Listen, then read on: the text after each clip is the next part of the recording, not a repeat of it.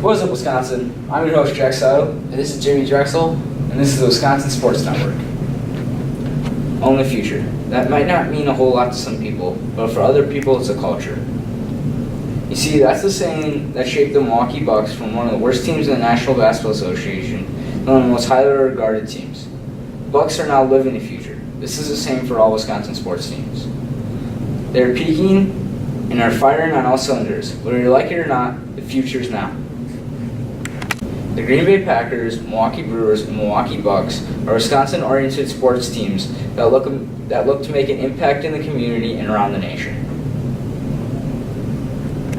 And now going to the Milwaukee Bucks. The Milwaukee Bucks made a boom this year. They finished 42-37, and they're positioned for the 7th seed in the NBA playoffs. In the NBA playoffs, they lost to the Boston Celtics 4-3 in a tough-fought series. This year has brought many upside and many downs. There you go. The Bucks have also made a boom this year. According to the Journal-Sentinel, in 2016, the Bucks broke ground on their new stadium that was forced by the NBA. The NBA said that if the Bucks don't build a stadium from a certain period of time, that they would have to move to another city. The building has gone very quickly, and the stadium is set to be opened around the time the Bucks start the season next year. Wes Edens, the owner of the Bucks, is said to announce the name within a couple of weeks from now. He said the name will be local and people will like it. I don't know. Do you think you're going to like it? I don't know, JJ. Looks like we're going to have to see. In other news, the Bucks have had a superstar from generations. According to the New York Times writer, Mark Stein, Giannis Antetokounmpo is expected to be the superstar of the century. Now, I don't know if that's true, but Giannis has come from humble beginnings. Giannis Antetokounmpo is a scrawny kid that grew up in Athens, Greece. And as a kid, he sold flip-flops and phone cases to provide money for his family. His family was very poor, and he did not get an opportunity as many other players have gotten. In a gym, a scout from the Bucks came to him and actually did, like a scouting report on him. As that scouting report, the Bucks actually took a chance with the 14th pick in 2013 to solidify draft pick for Giannis Antetokounmpo. Giannis Antetokounmpo then worked hard. He put in the time and the effort, and he got a good output. He is now a 2-time All-Star. Now, Jimmy Drexel and the Packers. Packers had a rough season with the defense and had lots of trouble with the secondary. This offseason, the Packers traded Demarius Randall, a cornerback, to the Browns for DeShone Kizer. The Packers' secondary was a weakness to that. Aaron Rodgers led Packers. They planned to rebuild it this offseason. This offseason, the Packers parted ways with Jordy Nelson after the Packers believed him to be too old and not able to use the speed he once had. That's not true. It kind of is. What do you mean it's not true? That's definitely the reason. They definitely thought because he was too old. Okay. The first round with the 17th overall pick, the Packers drafted cornerback Jair Alexander out of Louisville. With a 40-yard dash time of 4.38 seconds, Jair Alexander is quick on the field. When opposing quarterbacks throw to the receiver he is covering, they have the lowest QB rating compared to all the other cornerbacks and safeties from college. Jair Alexander is a short cornerback with the size of 5'10". Packers director of college scouting, John Eric Sullivan, said Jair Alexander is short compared to other cornerbacks drafted. He is 5'10". Packers director of college scouting, John Eric Sullivan, said he's very competitive. He gets in people's business. I'm a big believer in heart over height. Later in the draft with the 207th overall pick, Packers selected Equanimeous St. Brown. He was drafted in the 6th round, which is not known to produce superstars, but there is always a chance. 6th round players sometimes become superstars. Tom Brady and Antonio Brown. We gotta start that. You can't say. You can't swear. You can't say what the. I gotta restart that. You can't say what the. The whole thing. No, I have to. I'm just letting it record. That's you should just Go let it up. record, it's fine. Go up. Oh wait, no, go down. You already went up. Wait. We're At 6. Dude, Here. isn't the recording gonna be on the SD card and like all the stuff we said? Yeah, whatever. Where's my thought? Okay, Oh shoot. whatever. 6th-round players sometimes become superstars. Tom Brady and Antonio Brown were drafted in the 6th round. St. Brown was said to be a good route runner, and scouters hope he will replace Jordy Nelson or add depth to the receiving core. 6th-round draft picks often don't become superstars. There is no guarantee that he will be good in the NFL or even make it to the 53-man roster. But there is hope. He has good route running skills. Coaches hope to develop his skills and make him a good starter. According to Rob Demovsky, St. Brown production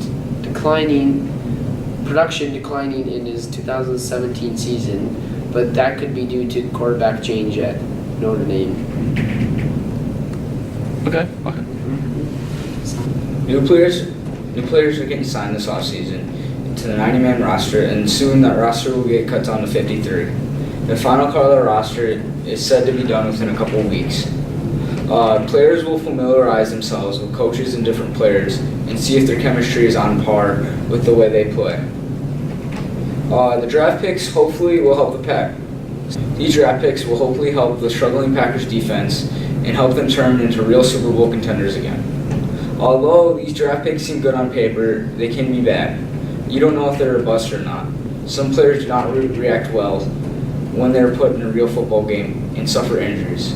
So the real question is, will these players survive during the season and actually produce for the Green Bay Packers? I'm Jack, and I'm here at Miller Park to talk about the Milwaukee Brewers. Earlier this year, the Brewers signed Christian Yelich and Lorenzo Cain in the offseason. They became an immediate help both in the field and at the plate. Lorenzo Cain agreed to a 5-year, $80 million contract, and Christian Yelich agreed to a 4-year, $43 million contract. The Brewers finished in second place in the NL Central in 2017. According to Tyler Kepner of the New York Times, Josh Hader is expected to be the next bullpen ace for the Milwaukee Brewers. He recently became the first pitcher in MLB history to record 8 strikeouts in 2 innings. Growing up in Maryland, he was a highly recruited prospect when he was 17. He was drafted by the Houston Astros. He was then traded to the Brewers in a star-studded trade. Craig Counsell is leading the Brewers as the manager. He played in the MLB from 1995 to 2011 for the Colorado Rockies, Florida Marlins, LA Dodgers, Arizona Diamondbacks, and Milwaukee Brewers. He grew up in Whitefish Bay, Wisconsin. The Brewers are currently in second place in the NL Central and are off to a great start to the 2018 season.